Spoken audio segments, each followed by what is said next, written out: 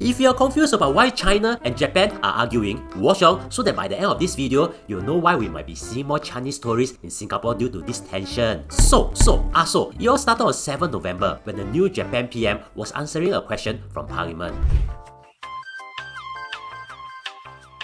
Before anything, you need to know this. There are some kind of laws that determines how Japan will use military force. Their laws do not allow them to use force to resolve international conflicts. In 2015, a new law was passed. They can use force in collective self-defense. Like, for example, if their ally, the US, is under attack, they can help the US if it threatens their survival. Simply put, they can only use force when there's an attack on Japan or an attack on a foreign country that is in a close relationship with Japan occurs and as a result threatens Japan's survival and pose a clear danger to fundamentally overturn people's right to life, liberty, and pursuit of happiness. Now, you can see that this is rather broad, since there's no definition of what is considered a survival-threatening situation that leads to Japan helping that foreign country. On 7 November 2025, during a budget committee session in Japan's parliament, an opposition lawmaker asked the PM if a Chinese naval blockade of Taiwan is considered that. Well, the PM said if the US forces came to Taiwan's aid to bring a naval blockade, some form of force might be used, adding that it could become a situation threatening Japan's survival. You can see that they're talking about collective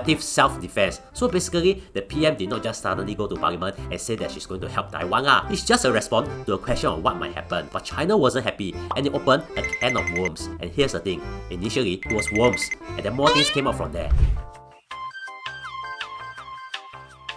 Firstly, the Chinese consul-general in Osaka posted this on X. He said, "Your dirty, intruding neck must be cut off without a moment's hesitation. Are you ready for that?" The Japanese government immediately protested to it, leading him to delete the post. But that's the first of many that happened. It escalated even more on 12 November, when the Japan PM said that she would not withdraw her comments, as that was in accordance with the government's long-standing position. But she said she will refrain from making statements about specific cases in future. So basically, won't use real names like Taiwan or the US or China lah. Well, that was when shit hit the fan as more high-level people from both countries were involved, with of course China protesting the Japan's PM's remarks while Japan explaining their position. And on 15 November, China suddenly said that their army will be conducting live fire exercises in the central Yellow Sea between 17 November and 19 November, which Taiwan protested too, as they think that is due to the Japan diplomatic crisis. Also, there was another escalation as China's ships also patrol an area that Japan and China had a dispute on, leading to Japan chasing China's ships away. But thankfully, in terms of the show of force, these are the only incidents as of time of recording. However, what's unique is how China retaliated in another way. If you are looking to advertise your business in this channel, we can help you. There are guaranteed views and many big brands have trusted us. Just click on the link in the description.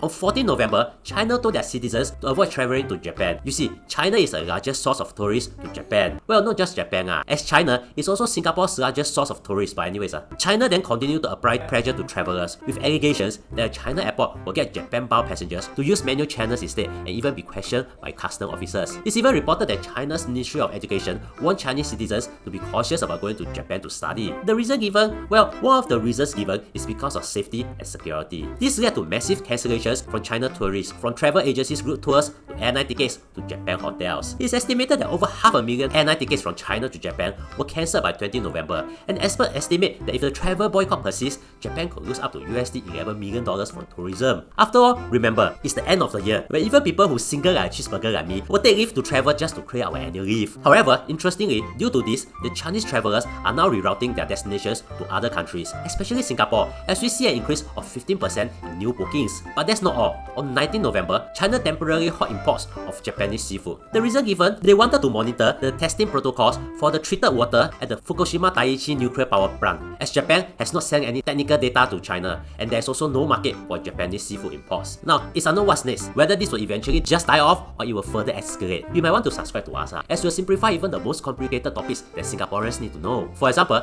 if you have been confused over why in recent months the Singapore dollar is getting weaker against the ringgit, you can watch this. Also, follow me on Instagram if you have not done so, as we publish exclusive short videos there, link in description. And if you want to advertise with us, even as a standalone video, do contact us. Thank you for spending almost 5 minutes with me. I really appreciate it and hope you learned something.